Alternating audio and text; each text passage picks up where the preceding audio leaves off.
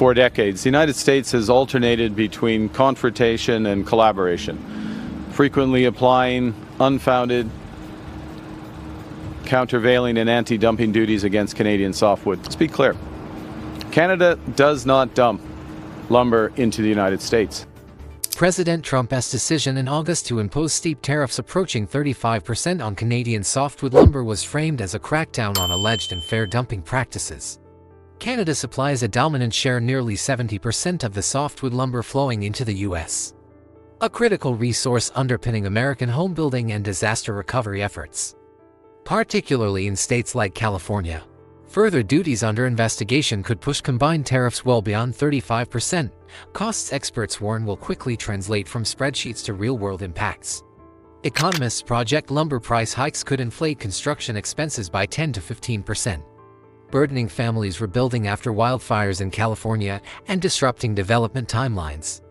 From Texas suburbs to Illinois apartment projects, facing this pressure, Canadian Prime Minister Mark Carney opted for strategic resilience over retaliation.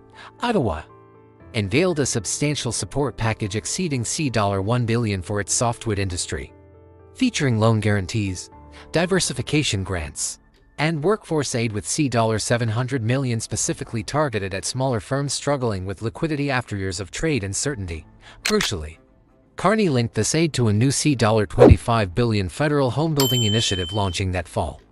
Carney's government pursued new trade missions to markets like Vietnam and Japan, while provincial leaders presented a united front in negotiations. British Columbia, long familiar with U.S. softwood duties, even signaled a new openness to discussing export quotas as a potential bargaining chip to resolve the standoff.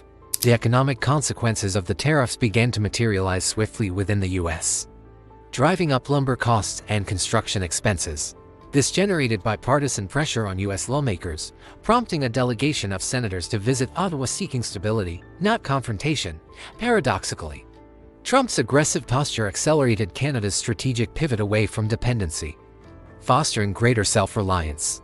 The exemption of critical Canadian exports like oil, constituting 50 to 70% of U.S. imports, and most copper products from the initial August 1 tariff list, highlighted that the most strategically vital trade flows remain protected under existing agreements. Prime Minister Carney emphasized talks could continue beyond Trump's artificial deadlines.